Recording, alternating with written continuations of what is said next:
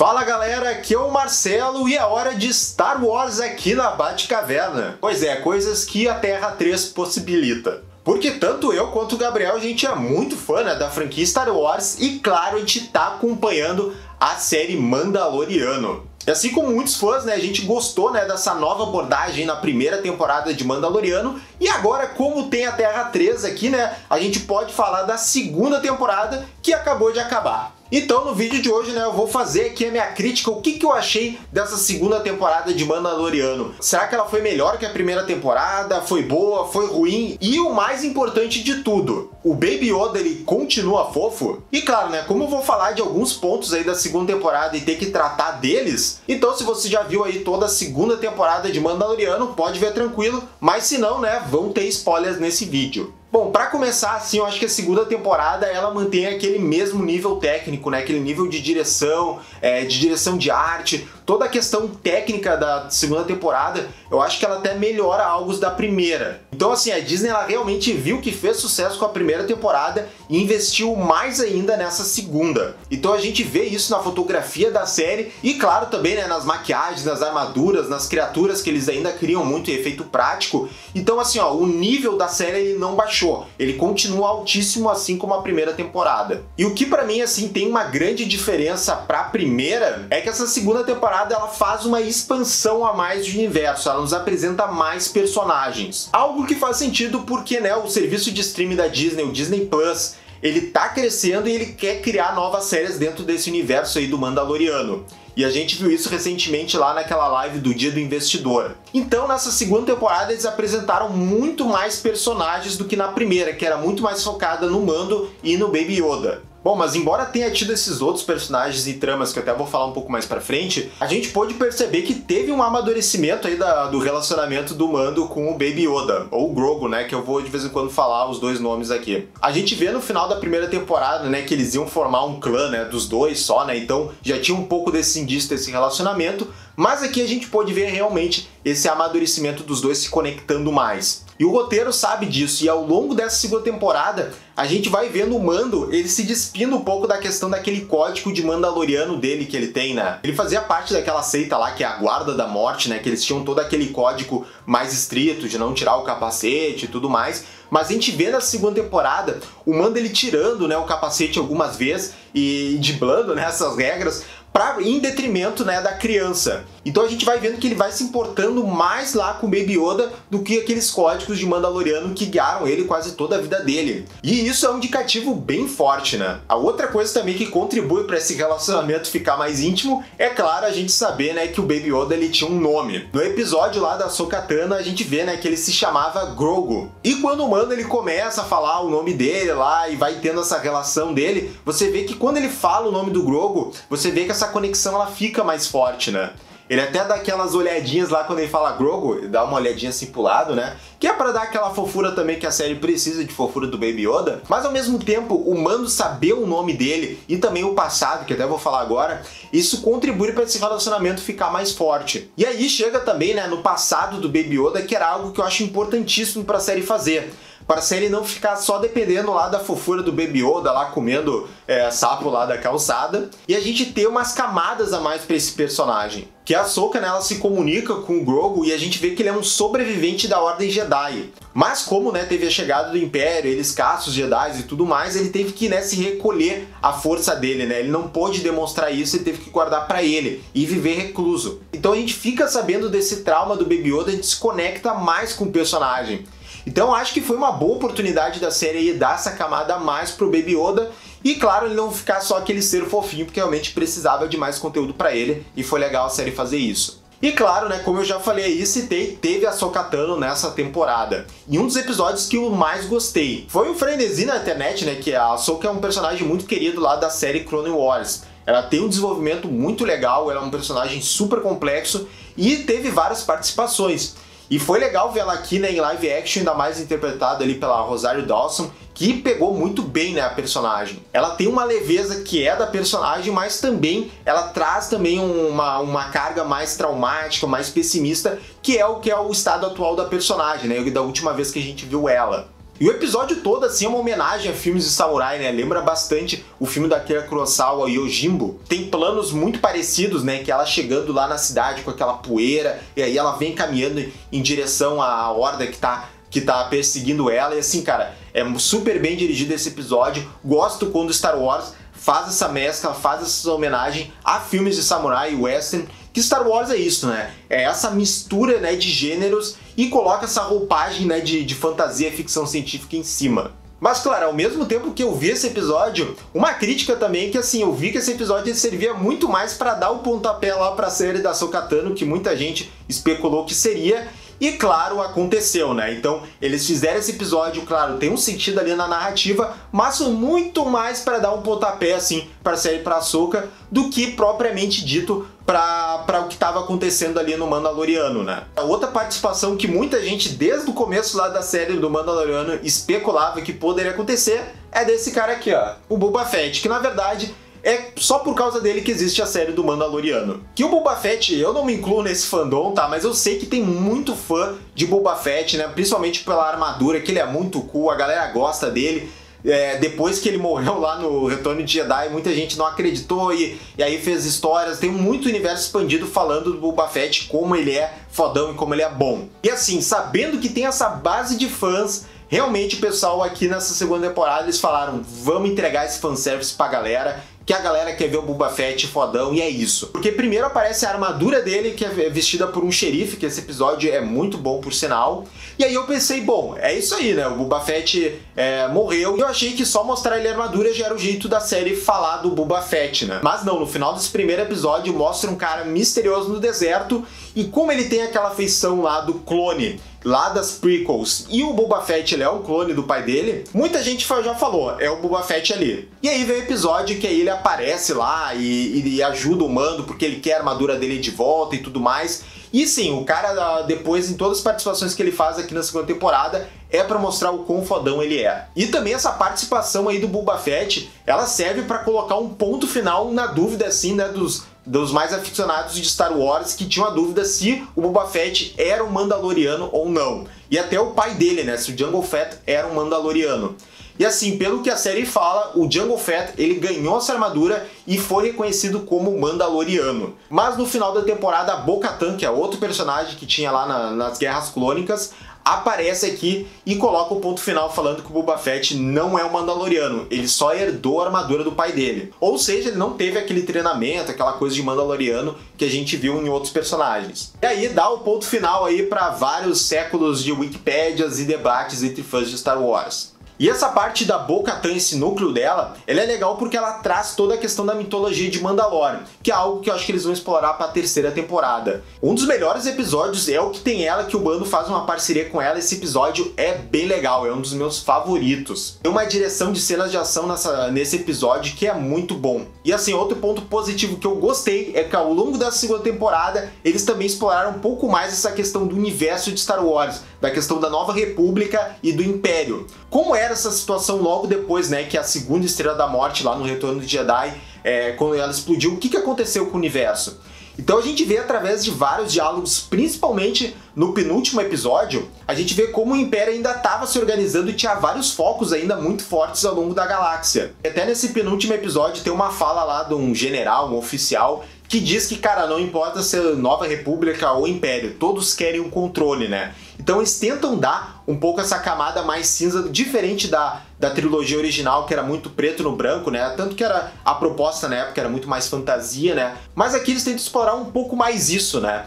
No episódio final também tem um cara lá que fala, pô, vocês não sabem quantas pessoas morreram lá na segunda Estrela da Morte. Que realmente isso é um argumento válido, que tinha milhões de pessoas lá, e a gente não sabe, daqui a pouco tinha um cara lá que tava só fazendo faxina da Estrela da Morte e o cara foi explodido lá. Então eu acho legal que a série, ao mesmo tempo que tem as cenas de ação, tem que ter a cena de tirinho e tal, ao mesmo tempo eles estão tentando construir, né, tem alguns diálogos um pouco mais sérios, com algumas conotações políticas, então eu acho legal que eles incluíram também isso na série. E mais pro final da temporada, o Baby Yoda lá, que tava tentando escolher o caminho dele da força, se ele quer seguir ou não, ele é sequestrado e aí tem a cena, né, do resgate final. E assim, tem um mix aí de emoções pra mim, porque aí tem uma coisa que eles inseriram nessa narrativa, que é de novo dos midi-chlorians. Que assim, eu não sou contra talvez ignorar tudo que tinha lá nas prequels, Mas essa parada dos midi-chlorians é uma coisa que eu não consigo ver funcionar e eu nunca achei boa. Porque aqui o objetivo do Moff Gideon é pegar o sangue do Baby Yoda, porque ele sabe que tem muito midi-chlorian, né, na raça dele ou só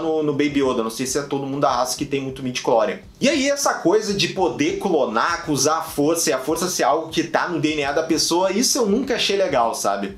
E essa é uma subtrama que eu acho que talvez vai se linkar, né, com a nova trilogia que teve toda aquela coisa do Palpatine vivo lá, e tudo isso, olha, eu detesto. Mas claro, vamos ver como é que eles vão usar essa coisa dos midi-chlorians presente no sangue, né? Daqui a pouco pode rolar uma coisa legal. É que só pra mim eu gosto daquele conceito da força que até no Star Wars clássico eles tratam como sendo aquela coisa abstrata, aquela coisa mais espiritual que tá ao redor da gente e não no nosso DNA, né? Que não são só certas pessoas escolhidas que têm esse DNA e deu, é só isso. Eu gosto desse conceito mais metafísico, assim, da força, sabe? E quando nessa segunda temporada eles vieram com o papo de midi-chlorian, eu dei uma tremida na base. Mas, de novo, vamos ver pra que eles vão usar isso, que o objetivo dos caras era pegar o sangue do Baby Yoda. E aí, nesse final de temporada, eles também revelam uma última surpresa, né? Que é usar o Luke Skywalker. Que a Ahsoka, ela fala pro Baby Yoda lá em uma pedra, lá numa ruína antiga Jedi, se conectar com a força. E aí algum Jedi poderia sentir a força dele, e aí até ele poder treinar o Baby Yoda. Porque aí chega um momento nesse episódio final que o Mando e a trupe dele, eles estão encurralados, e ai meu Deus, o que vai acontecer?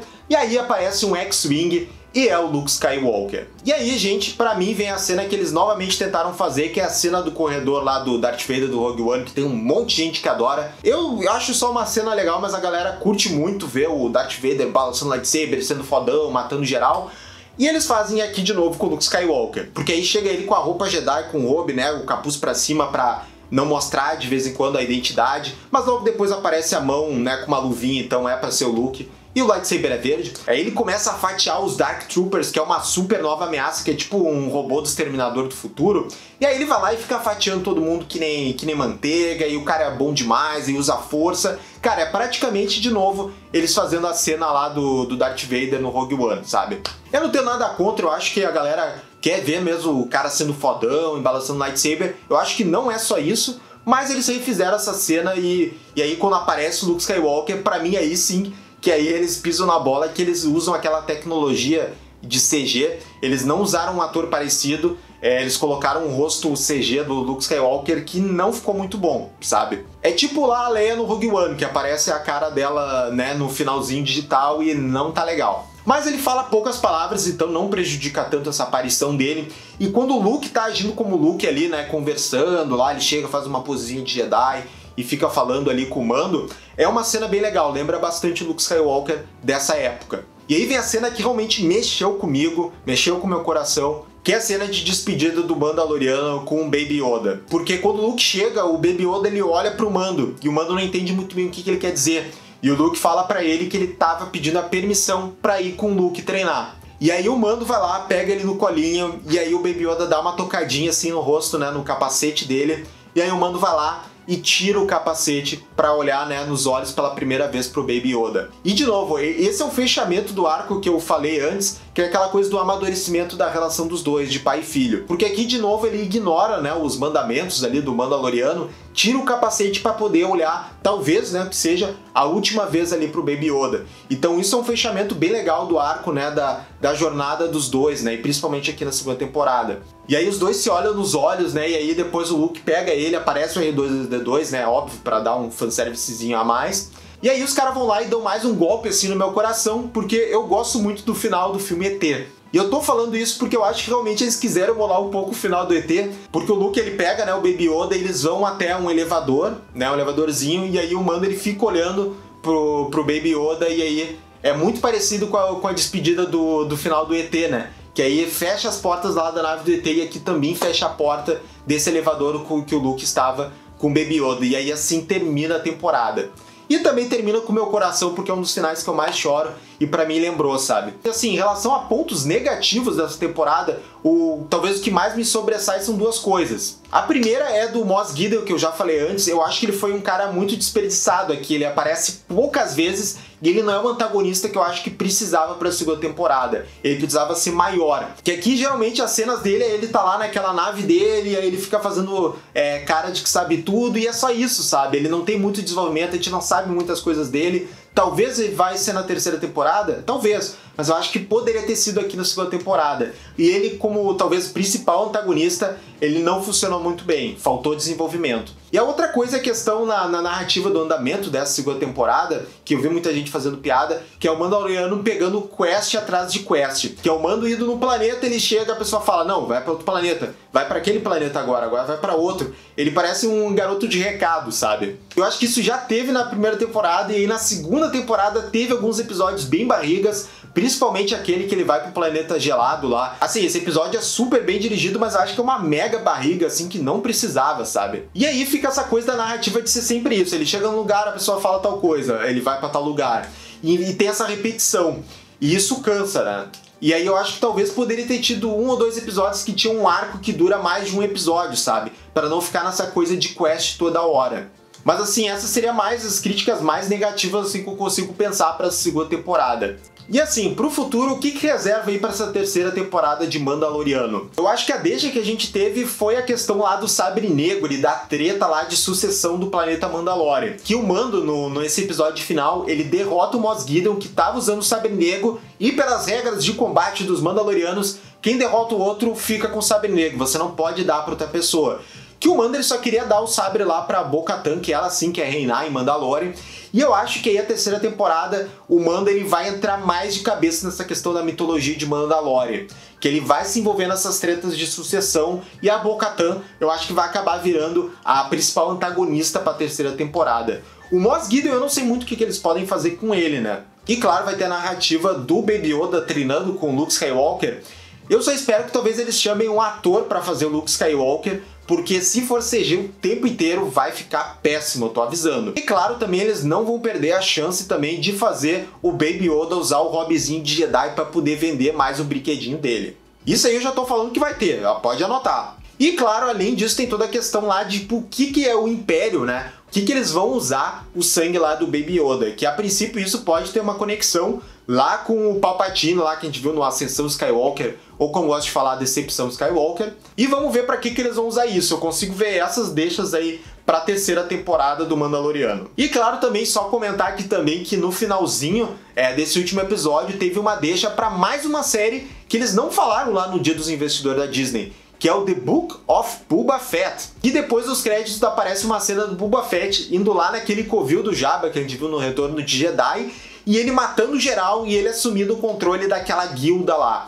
Então aí tem uma outra oportunidade de série para quem sabe aí focar mais na questão dos caçadores de recompensa, que é diferente do Mando, que o Mando é um Mandaloriano e ele não age bem como um caçador de recompensa. E aí nessa série do Boba Fett a gente pode ver muito mais esse submundo aí dos caçadores de recompensa. Então eu também tô animado para ver essa série.